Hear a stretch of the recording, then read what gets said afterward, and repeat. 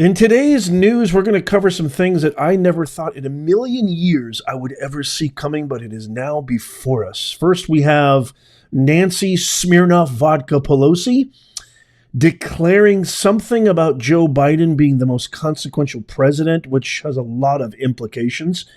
Then we're going to talk about what happened with Byron Donalds and George Snuffleupagus, a.k.a. what Trump calls him, Slopanopoulos, getting into a very heated, I don't think I've ever seen George that pissed off live on the air.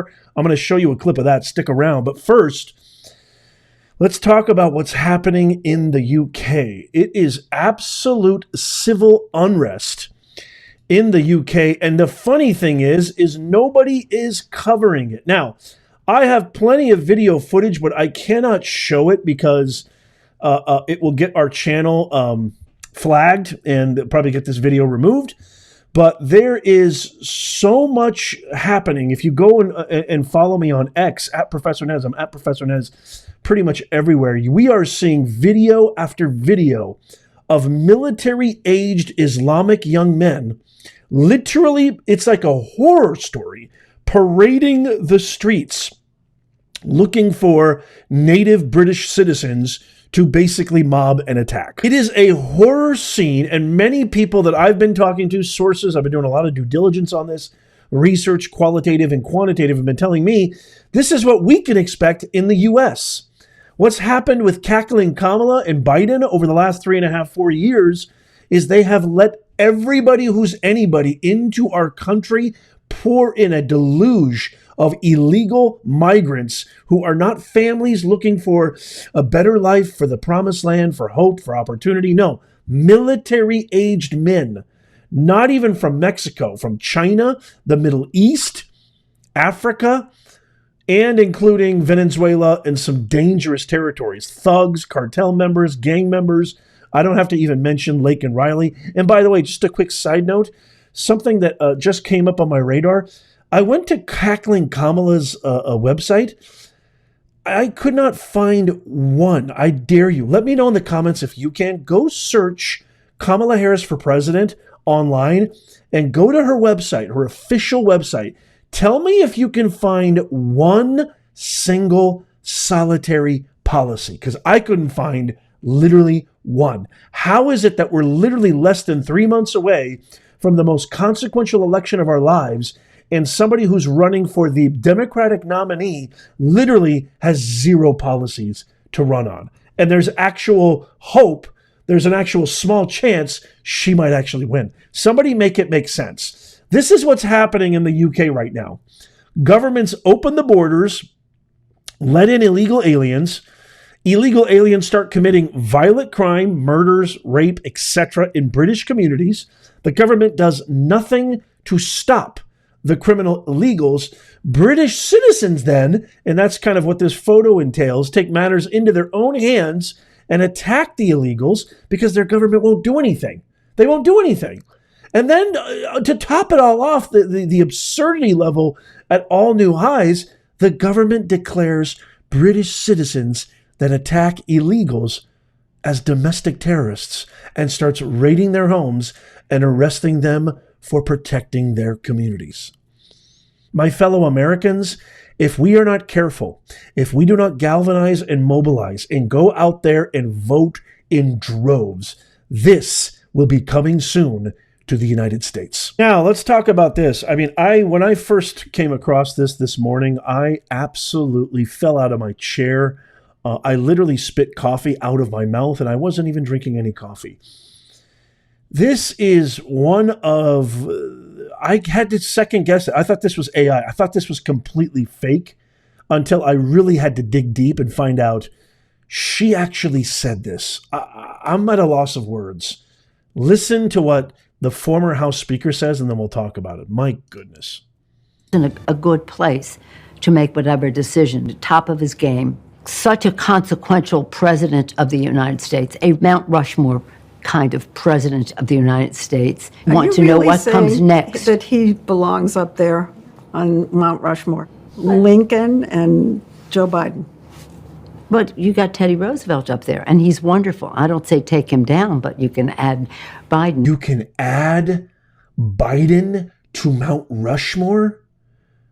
She actually made gestures and implications of actually replacing Theodore Roosevelt, who we wouldn't even have a modern United States superpower position that we do now without Theodore Roosevelt, one of the greatest, if not the greatest, my favorite president of the United States. You want to replace Theodore Roosevelt and put the vegetable in chief on Mount Rushmore? My fellow Americans, the absurdity, the insanity, the shamelessness. You know, I want to laugh at this. I really want to laugh at this. But this is what they've been doing to us for decades. This radical left-wing consortium, this woke mafia, these are the people who are passing legislation, policies, initiatives, and programs that govern your life and my life. And when they govern your life and my life, because the United States is the leader of the free world, it has a global ripple effect impact. And she wants to put Biden, the same guy who can't even put two sentences together, the same guy who created the biggest border crisis in the history of the world, the same guy whose economy is in the tank. We can't afford gas. We can't afford groceries. The same guy who's implemented woke ideologies, DEI practices. The same guy who's for putting men, you know, the same guy who beat up that poor woman, that Italian woman whose dream fighting for her deceased father was to get a gold medal. She had to fight a man in a woman's boxing event. This is the same guy who promotes that. You want to put him on Mount Rushmore? Are you out of your mind, Pelosi? I want to laugh. I mean, some of you are probably laughing too, but it actually just... it makes me crazy because there's actually people out there that go, yeah, you know what? He is consequential. He is a great... There's people who believe these hooligans. There's our fellow citizens, our fellow Americans that actually believe this drivel. I mean, it's not even... you can't even say it's cuckoo. It's crazy. It's not even insane. This is clinical. This is the atomic bomb of a brain meltdown. I can't even talk anymore about this. I mean, it is... pure insanity. But what this really signifies is something larger. They will look you right in your eye. Kamala's worse than she is, and tell you the economy's great. What do you mean unemployment? What do you mean life is tough? What do you mean illegal immigrants? What do you mean you're not safe? What do you mean smash and grab? What do you mean a mass exodus of businesses, small businesses, and cities that are being essentially torn down to ruins? What do you mean? Everything's fine and dandy. In the words of the great George Orwell, their last and final promise and elective was to tell you not to believe your eyes and not to believe your ears. This is 1984 incarnate. And if we don't do something in November, it's going to be that and 100 times worse. And then finally, we have this heated exchange between George Snuffleupagus and Byron Donalds, who's invited on his show. And depending on how you look at it, some people say George torched Byron. A lot of people say Byron torched George. Let's check this out. We'll talk about it. Why is former President Trump questioning the vice president's racial identity? Well, first, George, in Chicago, he was responding to a question from, I believe, Rachel Scott. Like, this is really a phony controversy. I don't really care. Most people don't. But if we're going to be accurate, when Kamala Harris went into the United States Senate, it was AP that said she was the first Indian American United States senator. It was actually played up a lot when she came into the Senate. Now she's running nationally. Obviously, the campaign has shifted. They're talking much more about her father's heritage and her black identity. It doesn't really matter. The president mentioned it. What he also talks about far more frequently is the fact that Kamala Harris is the person who created this massive inflation, which is destroying black families, white families, Hispanic families. It's her failure as border czar that has left our southern border wide open, more than 10 million illegal immigrants coming into our country, record fentanyl coming into our country, which has killed more Americans than at any other point in the history of our country with respect specifically to fentanyl. And the fact that she and Joe Biden have unleashed one of the worst foreign policies in the history of our country that has us on the verge of World War III. That is Kamala Harris's record. President Trump talks about that frequently, but yes, he did mention it in Chicago in response to a question from Rachel Scott. And you just repeated the slur again. If it doesn't matter, why do you all keep questioning her identity? She's always identified as a black woman. She is biracial. She has a Jamaican father and an Indian mother. She's always identified as both. Why are you questioning that? Well, George, first of all, this is something that's actually a conversation throughout social media right now. There were a lot of people who are trying to figure this out. But again, that's a side issue, not the main issue. The main issue. Sir, one second. You just did it. You just did it again. Of the United States. Why do you insist on questioning her racial identity? You want me to talk? I want you to answer my question. George, now that you're done yelling at me, let me answer. He talked about it on the stage yesterday in Atlanta for what, 2 minutes?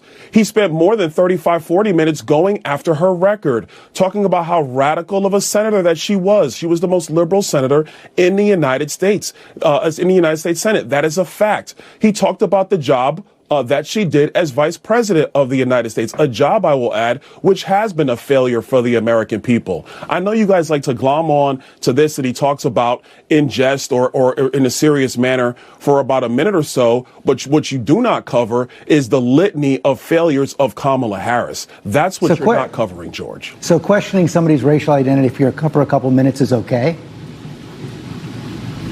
George, I'm going to tell you again, he brought it up. AP is the one that wrote the headline when she first came in to the United States Senate. Didn't talk about her being black, talked about her being the first Indian American senator. AP brought that up. I mean, George, we could have this conversation for the entire segment, but none of this matters to the American people. What matters to the American people is, are we going to have the same policies of the Biden-Harris administration that has been destructive of the American people, or are we going to have the policies of the Trump administration, which put America first, had low inflation, prosperous Americans, no matter your race, no matter your color, no matter your creed, and a foreign policy that kept America safe? Those are the facts that truly matter, because this issue is going to come and go. The lives of the American people is what's going to remain, and that's what matters more than anything else. If it doesn't matter, I don't understand why you keep on repeating it, why the president keeps on repeating it, why those introducing the president yesterday George, keep actually, on repeating I'm not the one who keeps repeating it. George, you're the one that's bringing it up now. That's true. You've done it. I understand why Sir, you've done it.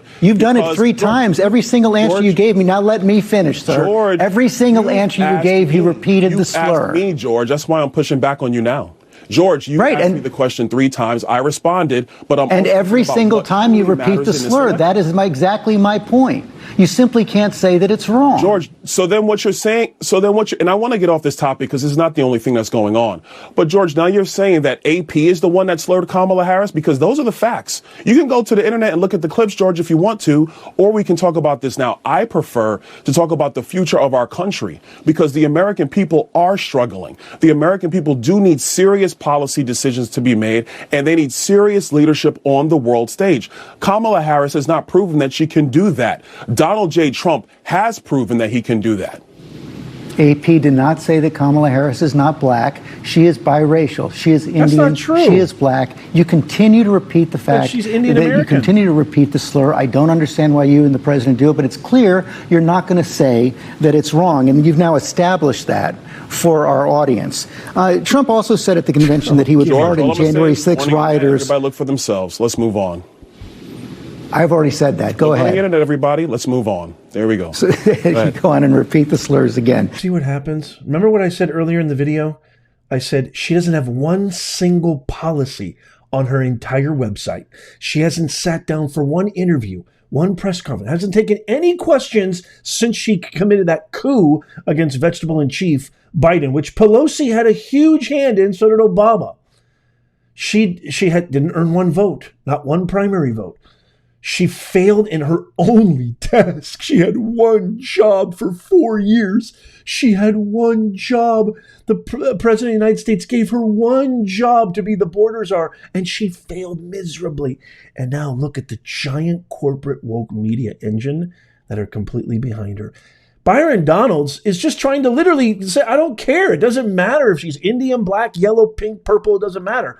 Let's talk about policies. Let's talk about things that Americans care about. Their wallet, the economy, security, the feeling that, they can actually buy a house, they can plan vacations, their energy bill. Are they able to take their kids to the park without being attacked? They have to look around their shoulder every time they go somewhere because this whole party wants to defund the police. I mean, Byron Donalds is actually, I thought he did a fantastic job of pushing back. I think George Slopanopoulos did a very Slopanopoulos effort there. And he was just trying to goad him and bait him into, and the fact that he just slimily said, you just established that for an audience. I don't understand. Well, he says you repeated the slur 3 times. He didn't repeat anything. He said, let's move on. He said, nobody cares about this. Yeah, he said it for 2 seconds. It doesn't matter. Let's move on. And she's the one who adopted a fake black accent at her rally in Atlanta. And now there's tons of footage, tons of reports back from actual African Americans. You saw my video yesterday, Michaela Montgomery, who absolutely have nothing but disdain for Kamala and say, she's not one of us. She's not black. She's just trying to be black. So I throw this off to you guys. I can't wait to hear your thoughts on this. Let me know what your thoughts are on today's show. It's a little bit of a long one, but I can't wait to hear your thoughts. Let me know in the thoughts in the comments down below. As always, if you made it this far, don't forget in the pinned comment, show notes, and description is our free newsletter. It's free. Just give us your best email and you never miss out. Sign up for that. Check out these videos coming up on the screen right here. Follow, subscribe, and as always, may God bless you and may God bless America. I'll see you soon.